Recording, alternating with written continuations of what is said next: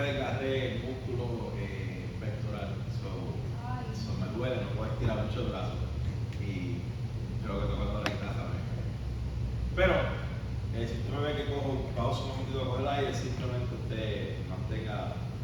No es que el pastor se esté muriendo ni que lo haga un ataque cardíaco, pero es que simplemente, wow.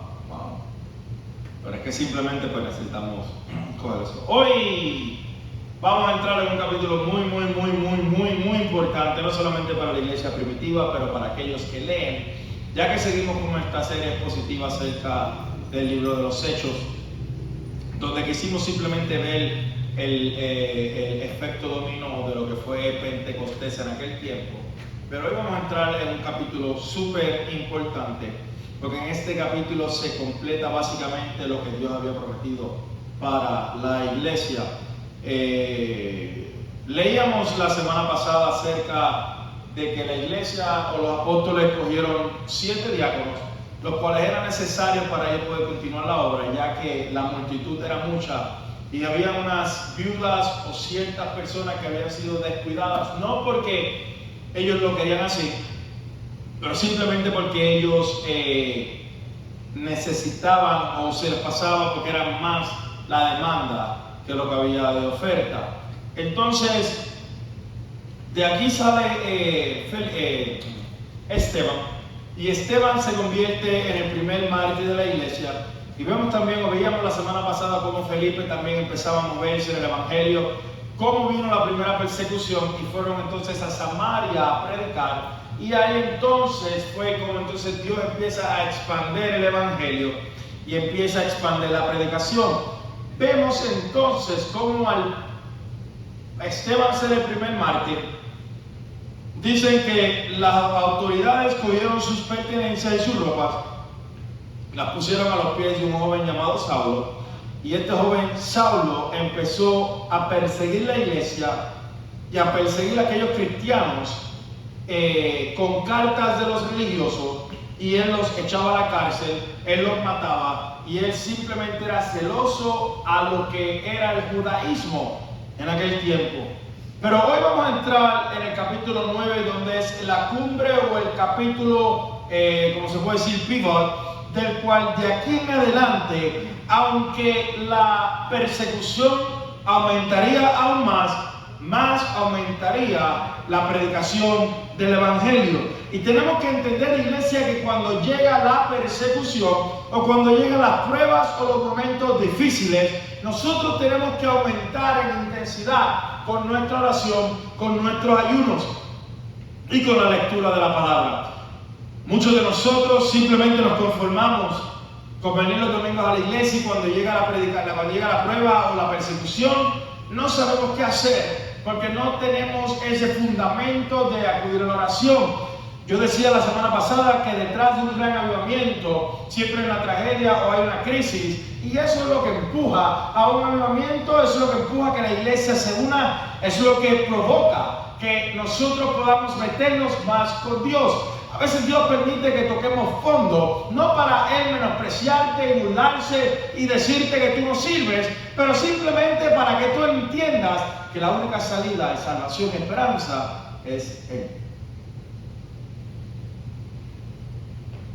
A pesar de que se había predicado el evangelio, habían ciertas cosas que todavía faltaban.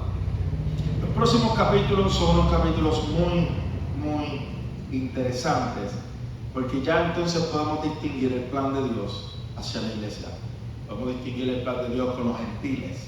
Y a pesar de que todavía no se habían metido los gentiles en lo que era el cristianismo, estamos a punto de ver ahora cómo es que Dios hace este milagro, este injerto, por decirlo así, y cómo nos hace partícipes y coherederos de su presencia. Capítulo 9 del libro de los Hechos lee de la siguiente manera, y yo quiero que usted me siga, porque vamos a estar leyendo un poco. Saulo, respirando aún amenazas y muerte contra los discípulos del Señor, vino al sumo sacerdote y le pidió cartas para las sinagogas de Damasco, a fin de que si hallase algunos hombres o mujeres de este camino, los trajese presos a Jerusalén. Mas yendo por el camino, aconteció que al llegar cerca de Damasco, repentinamente le rodeó un resplandor, luz del cielo, y cayendo en tierra oyó una voz que le decía: Saulo, Saulo, ¿por qué me persigues? Y él le contestó: ¿quién eres, Señor? Y él le dijo: yo soy Jesús, a quien tú persigues. Dura cosa te es dar coces contra el aguijón. Él, temblando y temeroso, dijo: Señor, ¿qué quieres que yo haga? El Señor dijo: levántate y entra a la ciudad, y se te dirá lo que debes hacer. Los hombres que iban con Saulo se pararon atónitos, oyendo la verdad la voz, mas sin ver a nadie. Entonces Saulo se levantó de tierra y abriendo los ojos no veía a nadie, así que llevándole por la mano metieron a Damasco, donde estuvo 3 días sin ver, y no comió ni bebió. Yo quiero que usted entienda algo en esta preciosa tarde, y es que para Dios no hay acepción de persona. Para Dios no hay nada imposible, pero para Dios no hay una acepción de persona. Pablo, o como se llama en este lugar, Saulo, y cuando hablo de Pablo hablo de la misma persona. Pablo estaba convencido de que el cristianismo, o como él decía, el camino, eran personas terroristas, era una religión falsa, era una religión que ellos lo que hacían era simplemente maltratar la verdadera religión. Acuérdense que Pablo era un fariseo, Pablo era celoso de la ley, y Pablo era una persona que predicaba la ley de Moisés al pie de la letra, pero no la añadía ni le quitaba. Pablo era una persona que era celoso, Pablo era una persona que seguía las reglas, Pablo era una persona, por decirlo así, religiosa, donde era su manera, su costumbre, su religión, y otra cosa que se levantara era simplemente provocar a Jehová.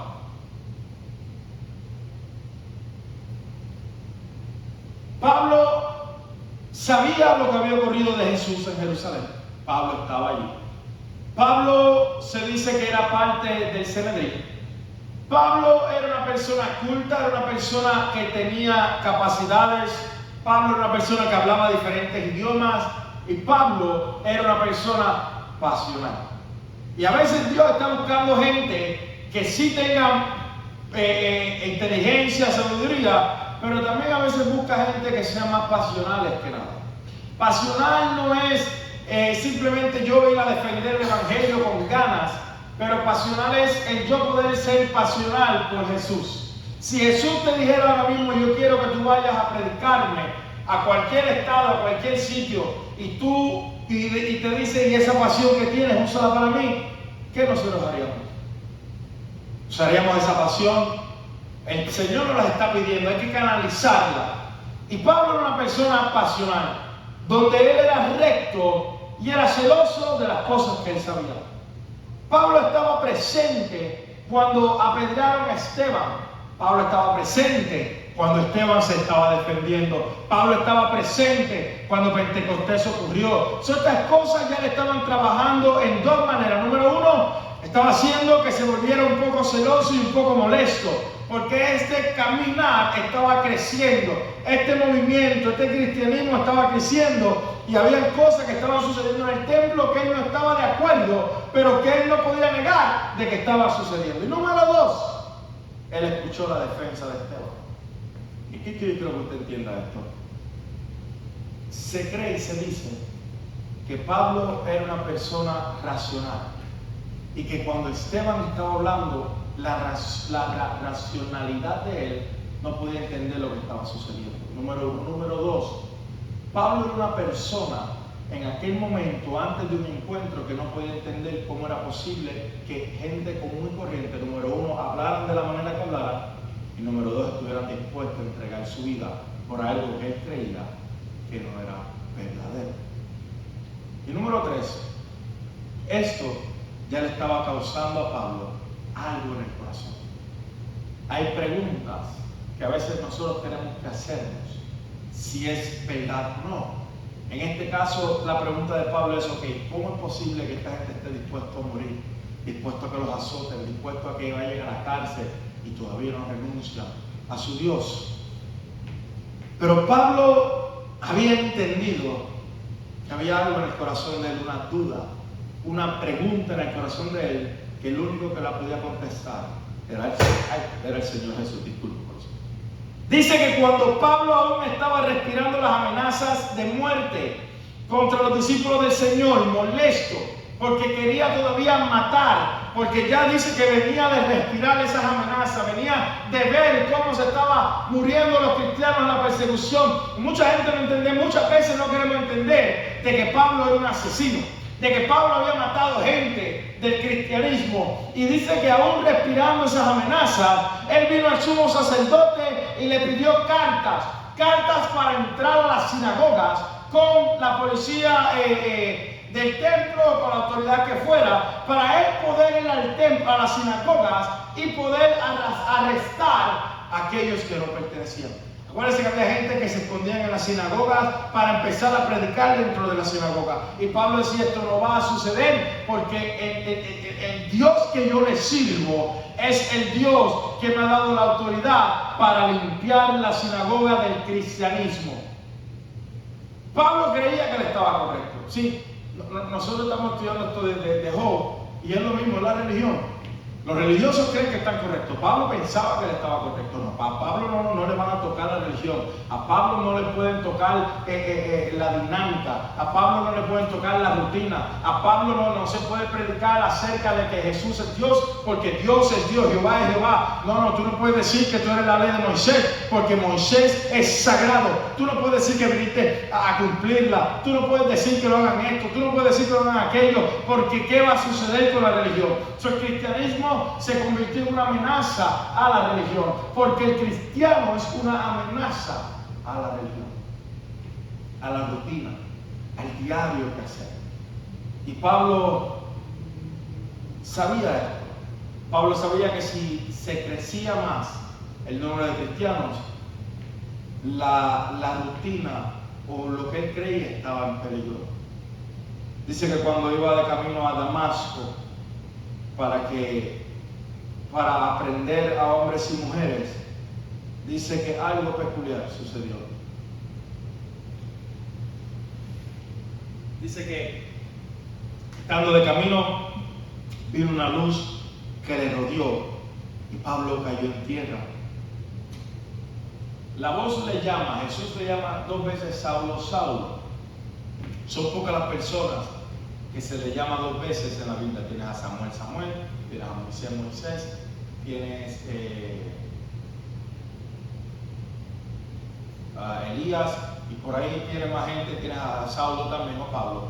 Y esto significa que el llamado es serio, que esto es fuerte. Él entendía esto. Pablo, al ser religioso, Pablo entendió que me está llamando 2 veces el nombre. Número 1. Número 2, Pablo ya sabía quién era esta persona. Esta era a lo mejor esa luz, y con lo que había hablado Esteban, ya él tenía un presentimiento de lo que estaba sucediendo o de lo que iba a suceder. Pero él, al estar en tierra, oye la voz que le dice: Saulo, Saulo, ¿por qué me persigues? Y Pablo le contesta: ¿quién eres, Señor? Y es importante porque cuando él dice Señor, en la Biblia está con mayúsculas, y en el griego original significa Señor, como le llamaban los discípulos al maestro. Entonces ya él sabía a quién estaba hablando. Y la voz le dijo: yo soy Jesús, a quien tú persigues, y dura cosa te da cosa contra el aguijón. Y a mí me encanta eso, porque muchos de nosotros a veces obviamos esto. Pero él le dice: yo soy Jesús al que tú estás persiguiendo, al que tú persigues. Mucha gente se basa, bueno, no estaba persiguiendo a Jesús, pero estaba persiguiendo a los cristianos. Volvemos a lo mismo: por cuanto se lo haces a uno de ellos, me lo estás haciendo a mí. Y él le dice: me estás persiguiendo. Pablo, me estás persiguiendo a Jesús. Y él le dice: dura cosa te da el coce contra el aguijón. Y a mí me encanta esta metáfora, porque Jesús lo que le está diciendo es: usted sabe, los bueyes cuando van a arar, ellos tenían lo que era el aguijón, era un palo con una punta puntiaguda, y cuando no se querían mover, ellos lo pinchaban para que se movieran, lo pinchaban. Entonces Jesús le está diciendo aquí: tú lo que estás haciendo es dándole al aguijón. Tú estás dando contra la punta. Es duro que tú hagas eso, porque el aguijón, la punta, soy yo. Y lo que tú estás haciendo es imposible. es duro. Y él, temblando y temeroso, le dijo: Señor, ¿qué quieres que yo haga? Esa es la pregunta. Él sabía quién era. Cae, la luz lo ciega, la ve, cae al piso. Señor, ¿quién eres? Jesús. Ok, ¿qué tú quieres que yo haga? La pregunta sale porque mientras él iba, había algo dentro de él que estaba haciendo un llamado. Había una pregunta que había estado dentro de él que necesitaba una respuesta. Y esa pregunta se le apareció a la luz un día y le dice: yo soy aquel al que tú estás persiguiendo. ¿Por qué vas a hacer ese mal si me estás persiguiendo a mí? Señor, ¿qué tú quieres que yo haga? La pregunta que a veces nosotros no podemos hacer porque tenemos temor, o porque de verdad no creemos si fue Dios el que nos habló, o porque de verdad tenemos esa duda, o porque simplemente no queremos trabajar. Las iglesias de antes, todo el mundo quería trabajar. Yo me recuerdo que yo llegaba a una iglesia y yo no podía estar quieto. Yo venía, cuando yo era desde pequeño, yo tuve que aprender a tocar guitarra y aprendí batería porque yo no podía estar más quieto y había una necesidad. Y yo hice la extra, necesita que yo vivía en la iglesia. Y la gente le gustaba trabajar. Y había esa pregunta: Señor, dime qué quieres que yo haga. Señor, ¿qué debemos hacer? ¿Qué quieres que yo haga en la iglesia? Y hoy en día simplemente hay iglesias que la gente va simplemente para coger su cura e irse. Pero Dios está volviéndonos a recordar que cuando Dios habla, tenemos que obedecer. Cuando Dios llama, tenemos que caminar. Y cuando Dios quiere algo para ti, créeme que lo que Él quiere para ti es mejor. Aunque tengamos que sacrificar cosas, Dios está buscando gente que esté dispuesta a pararse en la brecha. ¿Qué quieres que yo haga? El Señor le dice: levántate y entra a la ciudad y verás lo que va a hacer. Ahora, Pablo no pudo ver por 3 días y no pudo comer por 3 días, estaba ciego. Entonces en Damasco había un discípulo llamado Ananías, a quien Dios le dijo en visión: Ananías, y él respondió: aquí, Señor. Y el Señor le dijo: levántate y ve a la calle que se llama derecha y busca en casa de Judas a uno llamado Saulo de Tarso, porque aquí él ora. Y ha visto en visión a un varón llamado Ananías que entra y le pone las manos encima para recobrar la vista. Entonces Ananías respondió: Señor, he oído de mucho acerca de este hombre, cuántos males ha hecho a tus santos en Jerusalén, y aún aquí tiene autoridad de los principales sacerdotes para prender a todos los que invocan tu nombre. Pero el Señor le dijo: ve, porque instrumento escogido me es este, para llevar mi nombre en presencia de los gentiles y de reyes y de los hijos de Israel, porque yo le mostraré cuánto le es necesario padecer por mi nombre. Esto es una de las convenciones más importantes y más bellas que usted va a encontrar en la Biblia. Dios siempre tiene algo mejor preparado para nosotros. Dios siempre tiene algo que va por encima de lo que nosotros pretendemos o de lo que nosotros queremos hacer. Pablo estaba orando y aunque Ananías se negaba, Dios le dice: es necesario que tú vayas, porque es necesario que este sea instrumento mío. Iglesia, no te rindas, porque hay decisiones que Dios va a poner en tu corazón para que tú las lleves adelante en el nombre del Señor. Y aunque hayan dudas: Señor, tú sabes el daño que Él me ha hecho. Señor, tú sabes que yo no puedo hablarle a mi hermano ni a mi hermana. Señor, tú sabes que yo no puedo hacer. Pero Dios te usa a ti para que otros recobren la vista, para que otros puedan volver al ministerio, para que otros puedan ser instrumentos. Por eso es que hay que seguir orando, por eso es que hay que seguir simplemente batallando en el nombre del Señor. Entonces Ananías entró a la casa y poniendo sobre él sus manos dijo: hermano Saulo, el Señor Jesús, que se te apareció en el camino por donde venías, me ha enviado para que recibas la vista y seas lleno del Espíritu Santo. Y al momento le cayeron de los ojos como escamas y recibieron al instante la vista. Y levantándose fue bautizado, y habiendo tomado alimento, recobró sus fuerzas. Y estuvo Saulo por algunos días con los discípulos que estaban en Damasco. Entonces enseguida predicaba a Cristo en las sinagogas, diciendo que este era el Hijo de Dios.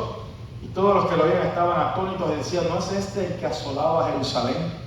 A los que invocaba este nombre, y eso vino acá. para llevarlos presos ante los principales sacerdotes, pero Saulo mucho más se esforzaba y confundía a los judíos que moraban en Damasco, demostrando que Jesús era el Cristo. Mire, yo lo voy a ser sincero.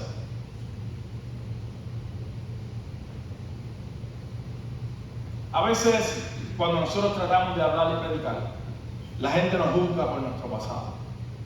Aunque haya pasado, ya, pero la gente todavía nos juzga por nuestro pasado. Tú te atreves a hablarme a mí después que tú hiciste eso. Y uno, la contestación de uno es como que ya eso quedó en el pasado. Pero a veces el enemigo hace que uno se sienta culpable nuevamente, porque tú entiendes que a lo mejor ese testimonio no fue el mejor.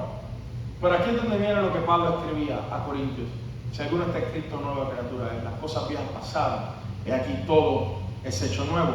Y créame que cuando Pablo predicaba en Damasco, a pesar de que había una confusión, estaba haciendo el trabajo del Señor. Lo que pasa es que la pasión de Pablo era tan grande que Pablo no pudo aguantarse, porque había algo dentro que lo consumía y Pablo tuvo que levantarse, después recuperar la fuerza y empezar a predicar. Pablo iba a Damasco a simplemente arrestar y matar cristianos. Y había gente que estaba esperando a Pablo para que lo pudieran recibir. Pero ahora están viendo un Pablo que está hablando de un Cristo resucitado. Ahora están viendo un Pablo que está hablando de que Cristo era el Hijo de Dios. Está en las mismas sinagogas y está predicando el nombre de Cristo. Solo la gente se confunde, porque la gente no entiende que tu pasado no te define. Tu pasado es simplemente una herramienta que Dios va a usar para que tú sigas llevando el Evangelio hacia adelante, para que sigas predicando ese mensaje. Y va a usar tu pasado, tu tropiezo, tus errores, para simplemente mostrar lo que es la gracia del Espíritu Santo, la gracia del Señor. Pero iglesia, tenemos que seguir predicando, no importa cuán difícil sea. Dios usó esa pasión de Pablo y le dijo: Pablo, es necesario que tú prediques a los gentiles, es necesario que tú prediques a los reyes, es necesario que tú tengas este encuentro conmigo. Pablo, yo te voy a llevar a otro nivel. Pablo, tú vas a predicarle hasta los confines del mundo. Pablo, esa pasión que tú tienes es la pasión que yo quiero que tú prediques. ¿Qué pasión? La pasión con la misma que arrestaba a los judíos, a los cristianos, la pasión con la misma que los apedreaba, esa pasión que hacía que llevara su trabajo porque pensaba que estaba correcto. Esa pasión Dios la cogió, la transformó, la llenó del Espíritu Santo y le dijo: Pablo, vamos a predicar. No importa cuántas veces te apedreen, no importa cuántas veces te azoten, no importa cuántas veces te metan en la cárcel. Pablo, tú vas a salir adelante y tú vas a seguir predicando mi palabra. No importa cuánto sufrimiento nosotros pasemos, no importa cuán difícil sea, no importa cuán oscura esté la noche, iglesia, tenemos que seguir predicando, tenemos que seguir hablando. Tu testimonio es la historia que Dios va a usar. Tu pasado son las escaleras que Dios va a usar para que tú sigas predicando, y donde tú pensabas que te habían derrotado, Dios te va a llevar nuevamente para que aquellos vean: oh, esta persona no es la misma que era, esta persona ya es diferente y está predicando un mensaje nuevo. ¿Cómo es posible? Yo quiero escucharlo porque yo sé cómo esa persona vivía, yo sé lo que esa persona estaba pasando, y tu historia, tu testimonio, esa pasión es lo que Dios va a usar para llevarte no solamente hacia adelante, pero para seguir predicando el Evangelio del Señor. Tenemos que entender que la pasión que Dios ha puesto, mire, Jeremías decía: yo no quiero predicar más. Si siempre que predico me entran a palo, siempre que predico me tiran piedras, siempre que predico. Y Jeremías dijo: Señor, mira, chávate, yo cierro la puerta porque nada, yo predico y salgo llorando. Yo predico y me amenazan, predico y me dan palo. A ti no te dan palo, a mí me dan los palos. Yo me voy. Y cogió y cerró la puerta, ¡pam! Y se sentó. Y de momento se para y empieza a caminar y dice: Señor, está quieto, Señor, está quieto. Y no aguantó, tuvo que abrir la puerta otra vez y volver a coger palo y volver a coger azote, porque él decía: es que hay un fuego dentro de mí que si no predico me consume. Esa pasión Dios lo va a hacer. Y usted dirá: pastor, pero coger palos así está fuerte. Sí, pero tú los coges en el nombre del Señor. No es lo mismo coger palos solo a coger palos en el nombre del Señor. El Señor siempre saca la cara por ti.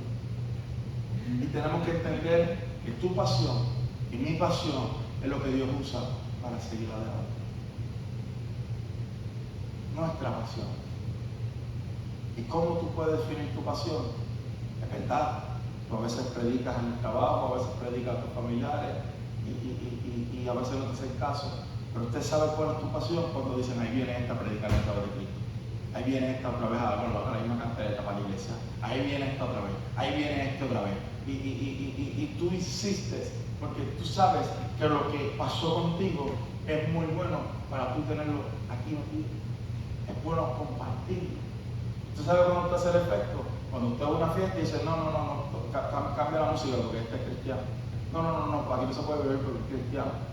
Nosotros una vez fuimos a comer, donde siempre vamos al food truck, la bobita, pero la de Francisco, pero es que él estaba en otro lado. Y yo me recuerdo que llegamos nosotros cuatro, mi esposa y los niños y yo.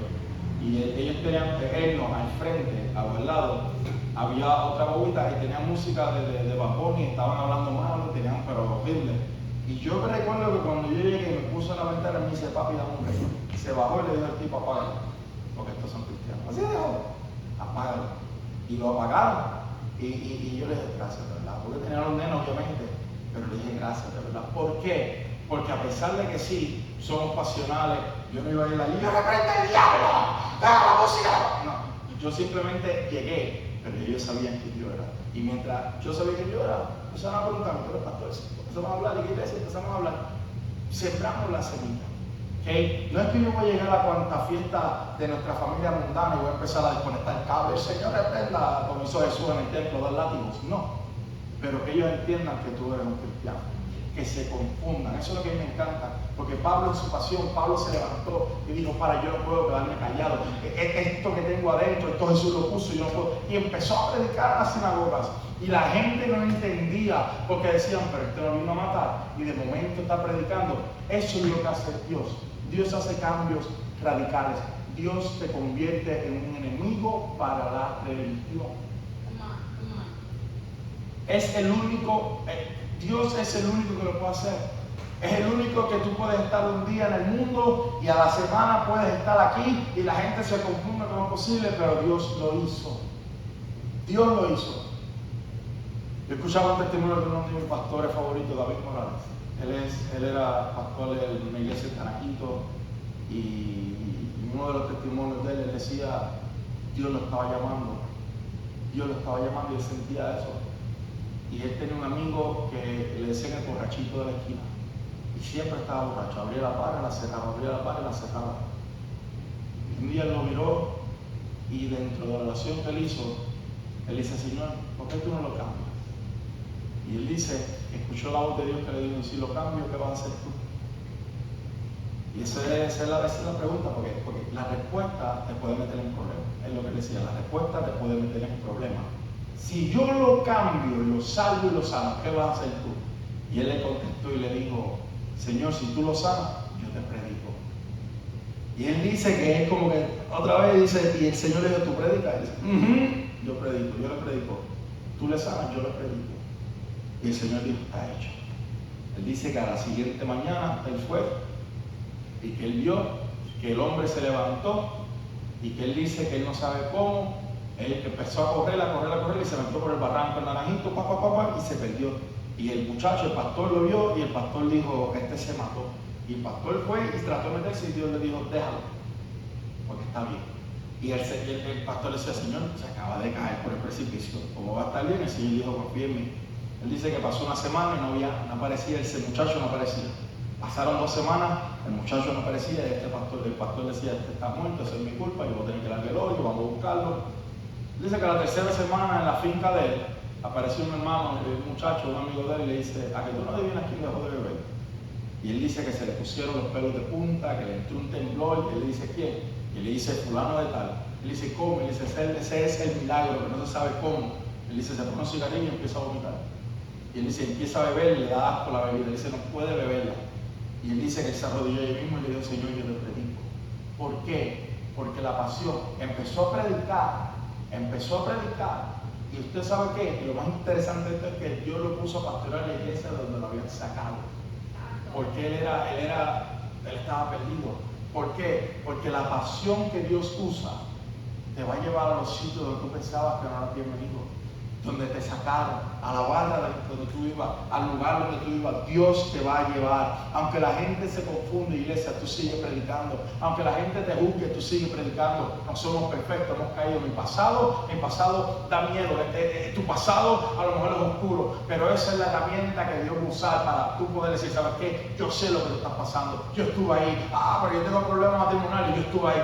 Pero yo estoy fumando. Yo fumé. Pero yo bebo. Yo bebí. Pero mis hijos también. Para que nosotros podamos entender que aquel que estaba allá atrás ya no es el mismo, porque todo lo que nace de nuevo es nueva criatura. Pero para que ellos entiendan, ¿sabes qué? Yo puedo hablarte, yo puedo decirte que lo mismo que tú estás pasando, Dios me sacó del pozo donde yo pensaba que nadie me podía sacar. Dios lo hizo. Pablo iba a matar gente, pero Dios le dijo, no, tú vas a hacer un cambio radical, y ahora yo te voy a llevar a predicarle a aquellos que tú querías matar, a ayudar a aquellos que tú querías matar. ¿Sabes qué, Pablo? Ya es tiempo de que tú entiendas que en el Evangelio se sufre. No todo es color de rosa, no todo es color de rosa, pero ¿sabes qué? La recompensa que vamos a tener al final de todo esto no se compara ni con ningún carro, ni con ninguna cuenta 401k, no se compara con nada. Iglesia, tenemos que predicar, aunque te persigan, aunque se burlen, aunque te juzguen, tenemos que seguir adelante. Dice que cuando llegó Pablo a Jerusalén trataba de juntarse con los discípulos, pero todos le tenían miedo, no creyendo que fuese discípulo. Pensaban que lo iban a arrestar incógnitamente. Entonces Bernabé, tomándole, lo trajo a los apóstoles y le contó cómo Saulo había visto en el camino al Señor, el cual había hablado, y como en Damasco había hablado valerosamente en el nombre de Jesús, y estaba con ellos en Jerusalén, entraba y salía, y hablaba denodadamente en el nombre del Señor, y disputaba con los griegos, pero estos procuraban matarle. Cuando supieron esto, los hermanos lo llevaron a Cesarea y lo enviaron a Tarso. Entonces las iglesias tenían paz por toda Judea, Galilea y Samaria, y eran edificadas, y andando en el temor del Señor, se acrecentaban fortalecidas por el Espíritu Santo. Y termino con esto. Cada uno de nosotros tenemos un llamado, un ministerio, tenemos una pasión, tenemos un sueño. Y es bueno que nos juntemos con las personas correctas. Al principio la gente le tenía miedo a Pablo. Le tenía miedo a Pablo. Pero siempre va a haber uno que va a sacar la cara por ti. Siempre va a haber aquella persona que va a decir, no, yo sé cómo él era, y es imposible. Que si no fue Dios, no fue nadie. Hay gente que dice así, esto tuvo que haber sido Dios, porque si no fue Dios, es imposible. Iglesia, sigue predicando con valor, sigue predicando con valentía. La semana pasada hablábamos de que el Señor pusiera a alguien en nuestro camino para compartir nuestro testimonio. Esta semana pedimos lo mismo. Señor, por alguien en nuestro camino, yo quiero ser Pablo. Yo quiero ser aquel que la gente diga, wow, ¿de verdad Dios puede hacer algo tan radical? Wow, ¿de verdad Dios puede hacerlo? Y yo puedo decirle al diablo, ¿sabes qué? Sí. Porque a lo mejor el diablo pensaba que me tenía, pero cuando Dios me rescató, ya yo no vuelvo atrás. Dios es tan bueno y tan misericordioso que Él no va a permitir que tú vuelvas atrás. Sin antes darte señales, sin antes hablarte, sin antes decirte lo mucho que te ama, sin que el Espíritu Santo te hable. Y todos queremos ser como Pablo. Todos deberíamos ser como ellos. Donde no importa el peligro, nosotros podemos seguir predicando. Lo que viene para esta nación, lo que viene para la iglesia no va a ser fácil. No va a ser fácil. Pero nosotros tenemos que pararnos en la brecha. Pasa que hoy nos queremos comprometer. Pero es que ya el cristianismo no está cool. Ahora nosotros somos los haters. Y yo no quiero que la gente piense que yo soy un hater. Nos convertimos, como dice la canción. Yo soy cristiano de la secreta, que ando como un florero porque nadie lo sepa. Soy cristiano tipo camaleón, de aquellos que no se pueden distinguir en el montón. ¿Eres tú de aquellos que se cuelan fácilmente en el montón? ¿O eres tú de aquellos que hacen la diferencia? ¿Eres tú de aquellos que no importa donde tú estés, la luz de Cristo refleja en ti? ¿Eres tú aquello que estás dispuesto a pararte en la brecha, a orar por tu ciudad, a orar por tu nación, a orar por tus hijos, por las escuelas? ¿Eres tú de aquello que vas a decir, ¿sabes qué? Yo voy a orar primero. ¿Eres tú de aquello que vas a decir, ¿sabes qué? Aunque no quieren ir conmigo, yo voy a clamar, yo voy a poner una semana de ayuno y oración, aunque estés caminando como loco. yo trabajaba en la universidad, nosotros hacíamos a veces por la mañana, caminábamos y llorábamos, la jefe y yo, llorábamos. Y en la oficina a veces nosotros nos encerrábamos con aceite y ungíamos la oficina y ungíamos como a 3 personas. Vente, vamos a orar, queremos orar por ti, vente, vamos a orar. Y lo hacíamos en la oficina. ¿Eres tú de aquellos que está dispuesto a mostrar tu fe aunque los demás se abochornen? ¿Eres tú de aquellos que esté dispuesto a decir, sabes que yo soy cristiano y nadie va a impedir eso? No me importa lo que la gente piensa. Pablo confundía a mucha gente, pero llegó un momento en que odiaban a Pablo y yo le doy gracias a Dios, porque yo quiero que ese día llegue, que me odien a mí por predicar a Cristo. Usted sabe que, iglesia, ya estamos en esos tiempos donde te odian porque tú eres cristiano. Pero ¿sabes qué? Jesús decía en su palabra, en la palabra, Jesús decía, si alguno te odia a ti, lo odia a él. Si te rechazan a ti, lo rechazan a él. Porque no somos de este mundo. Estamos aquí, pero no estamos aquí. Y si rechazaron a Cristo, te van a rechazar a ti. Pero no te preocupes, porque Jesús ya sobrevino a este mundo. Y nosotros lo que nos espera es simplemente un momento de redención. Tenemos que entender que aunque los tiempos no sean fáciles, nosotros tenemos que ser como Pablo. Que Cristo se nos aparezca en el camino. Que Cristo tenga más apariciones, que siga la gente convirtiéndose para nosotros poder ser discípulos, para poder discipular y sobre todo poder enseñar donde quiera que el Espíritu Santo nos envíe. Usted a lo mejor no es llamado a la China, usted a lo mejor no es llamado, pero usted va a Walmart, usted va a Walgreens, usted va a Aldi, usted va a su trabajo, a cualquier sitio. Y no le estoy diciendo, usted tiene que entender, no le estoy diciendo que usted lo coja así sin conocerlo y le ponga la mano y lo trepa al piso. No. Pero mire, Dios te bendiga, Cristo te ama. Mira, no sé por lo que estás pasando, pero la respuesta es Cristo. Es todo lo que usted tiene que hacer que provoque, así como Esteban hizo con Pablo, que haya esa pregunta: ¿será verdad que Cristo me va a ayudar? ¿Será verdad que puedo cambiar mi manera de vivir? ¿Será verdad? ¿Y cómo yo puedo entender si es verdad? A lo mejor tengo que buscar más de Cristo. Eso es lo que provoca un cambio. Que nuestro testimonio sea la historia que Dios use para impulsar esa nueva vida. Póngase en pie rápidamente.